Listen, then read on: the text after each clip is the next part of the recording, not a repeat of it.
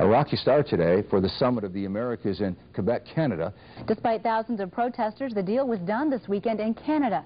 President Bush and leaders from 33 other American nations are gathering in Quebec for the annual Summit of the Americas. He's there making his first big splash on the world stage at the Summit of the Americas. A second day of protest today at the Summit of the Americas in Quebec.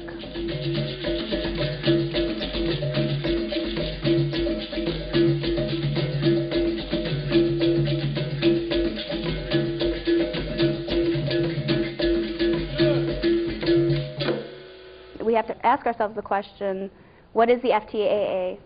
Did our national and local news cover it well enough for us to answer that question? And why were people protesting? The focus on the meeting will be to expand a free trade zone throughout the Americas. The thousands of people opposed to free trade are in Quebec City to protest the summit.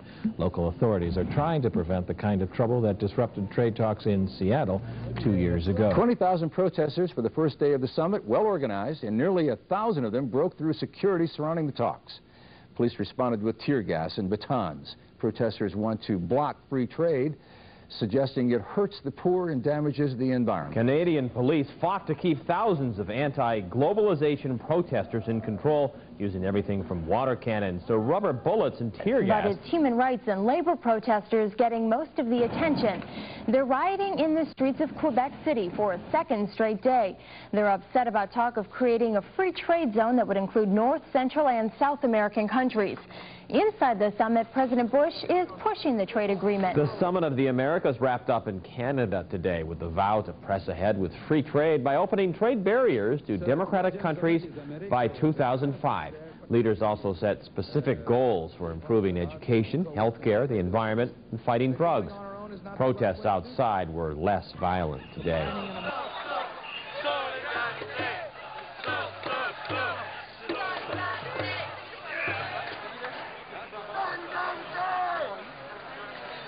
When you come back to Grand Rapids and see what was going on, here, and what people saw, and what their recollection of the event would be if they had just watched this, it's pretty absurd, because you get this idea of it being complete anarchy, people running all over the place, breaking stuff and yelling at cops and whatnot. But the level of organization there, it was incredible. Yeah, we had lodging, we had free food from the food kitchens. There was art, there was music, there was dancing and celebration. There was anyone who could contribute any of their artwork or any of their talents did for the sake of everyone else who was attending this event.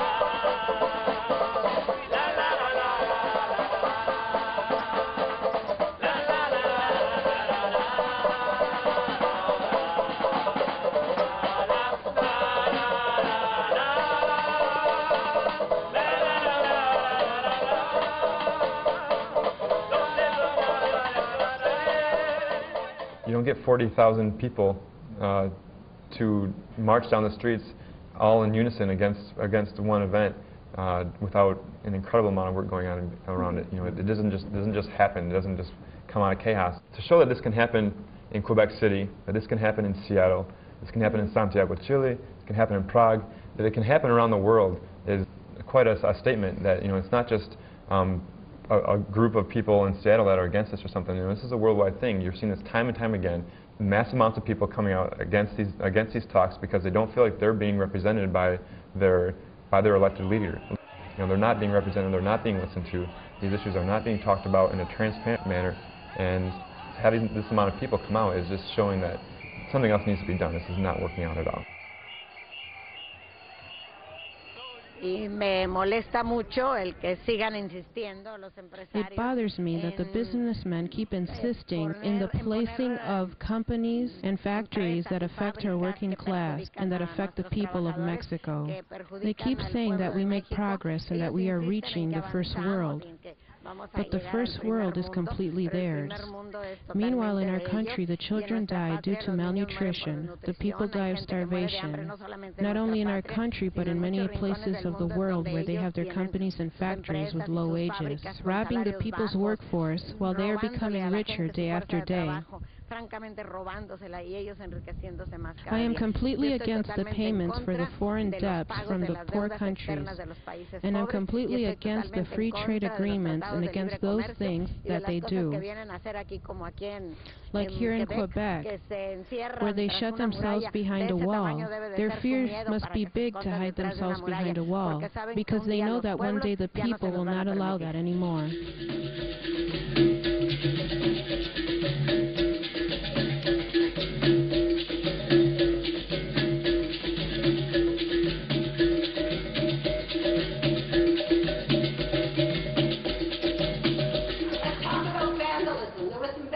Yesterday. Where was the first vandalism? The first vandalism was in that goddamn hideous wall. In a way, it was more than even that, because effectively what it did, it guaranteed there would be more violence. Because in putting up that fence, they basically were making sure that a lot of the other tactics usually used to protest could not. And while some people chose to protest in a more direct way, other people chose to protest in ways that they found were suitable for themselves. And I think that that was missed with news about tear gas and news about, you know, the new cannons that they developed for this protest. I think the media also used a very loose definition of violence. Vandalism was equated as violence, civil disobedience was equated as violence. And in fact, often you got the impression that the police violence, tear gas and water cannons, etc., was somehow all our fault, as if we had perpetrated that instead of receiving that.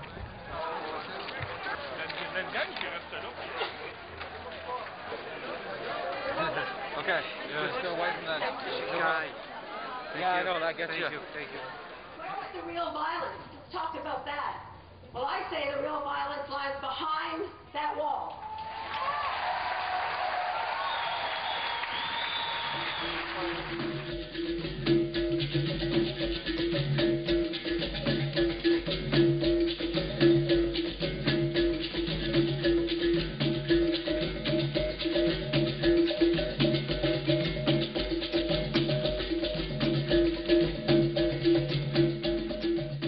What you're left with then is a policy, a trade policy for the Americas, which is basically pitting one country against another, and in a competitive way. And although competition isn't necessarily a bad thing, you know, what are you competing for? Basically, the competition is to create lower pay for your workers, so lower living standards for them, lower environmental standards. The places that aren't going to protect their environment are going to get the jobs. The places that aren't going to worry about things like women's rights or indigenous rights, countries that aren't going to focus on social policies and social factors are going to be influxed with corporate factories. So you're left with with a system that's fighting over the dollar instead of promotion of human rights in general. So.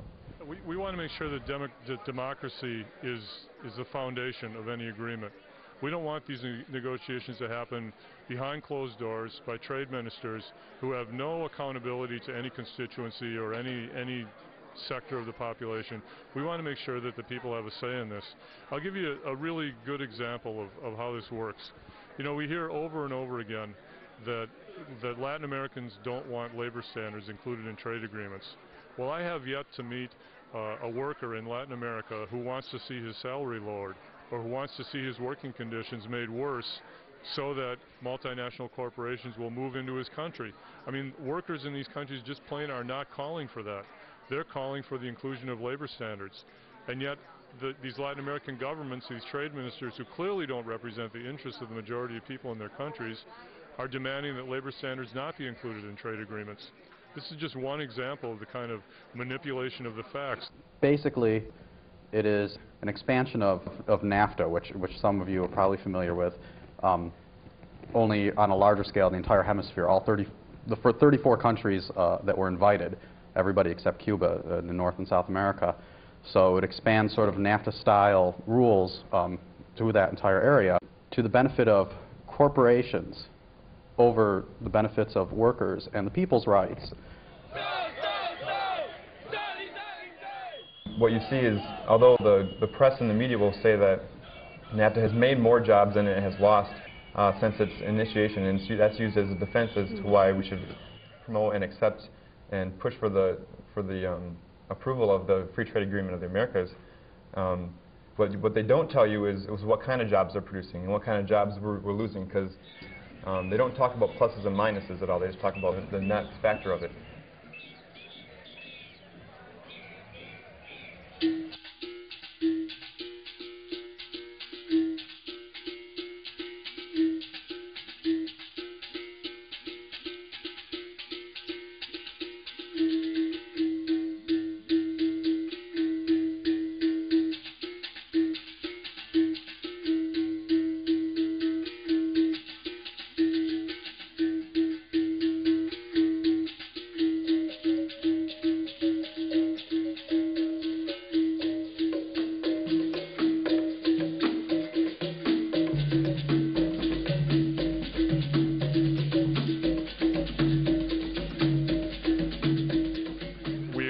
That there will be no serious environmental or labor standards in the agreement.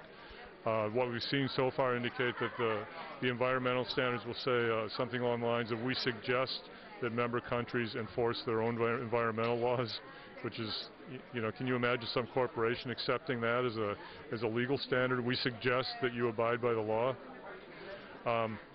There's another provision on services, which is being negotiated not only in the FTAA right now, but also in the World Trade Organization. And they're talking about the possibility of privatizing services, anything from water to electrical production, to schools, to hospitals, to the judicial system, to prisons, to public transportation systems. You name it, it's on the table. It's the corporate agenda. Corporations want to turn all these things into commodities and make money off them.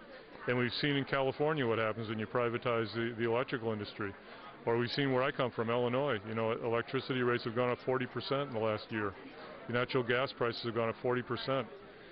So we've seen what happens when these things are privatized, when we lose democratic control of these institutions. And that's the future under the FTAA. Under NAFTA, a corporation can sue a government for what they call trade barriers, which would be like an environmental regulation. So if you want to protect a certain species of trees, but a corporation says that that's prohibiting their ability to make money, they can sue the government for lost revenue. And so it's just giving corporations more power than the government that democratically says we want this law to protect our environment. But then the corporations can apply under NAFTA's Chapter 11 rules to override that law and make up the money they lost.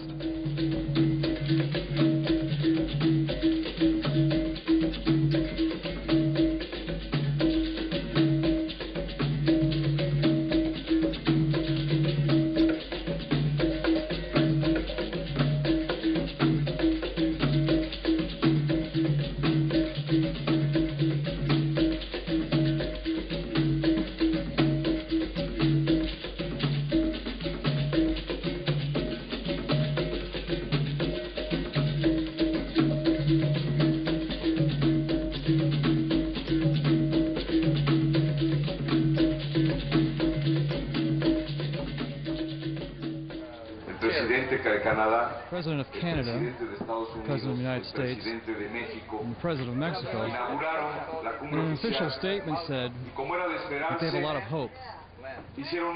What they gave us was a lot of talk and a lot of promises. Said they're for more democracy, more freedom, and the participation of civil society. What we want to say about this is that in the coming weeks and months, there's going to be a lot more talks, a lot more promises, and that they even want to combat poverty. However, in spite of all these talks and promises, the poverty increases. We want to say clearly that our people cannot eat words nor promises.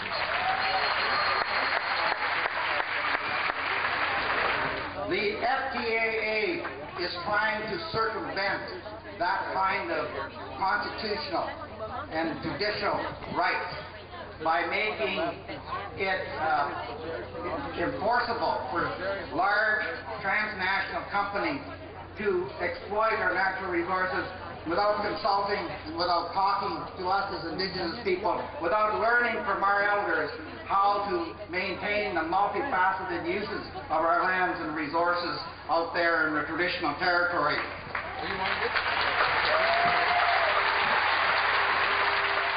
Bueno, pues yo les digo que todos tomen conciencia. I tell them to become aware of their strength. If one elephant in a circus knew the strength it has, in one moment with its trunk, it would throw out the tamer. If the working class were aware of its strength, they would have cooperatives instead of factories with bosses and bad salaries.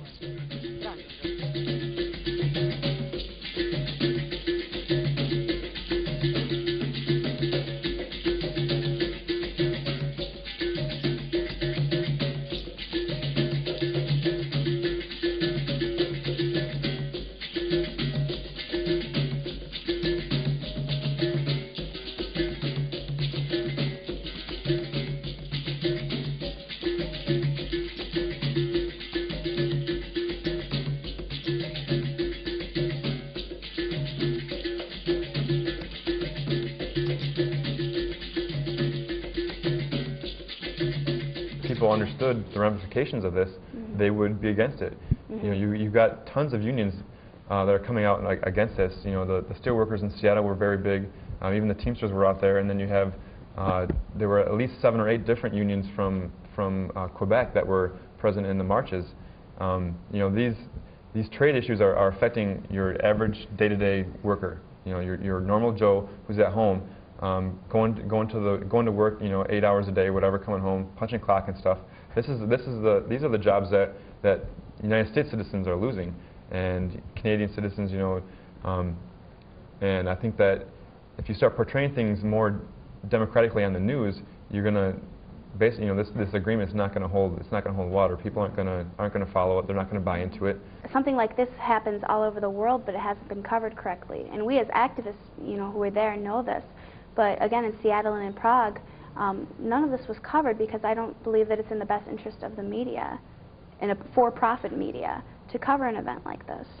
And you know, so that's why I think there was so much independent media, especially at Quebec, because people are starting to realize that if you want to get the word out, we need to create our own media. We need to you know, write our articles and put on TV productions and get websites out and start talking to people about this. Because it's not happening from for-profit media.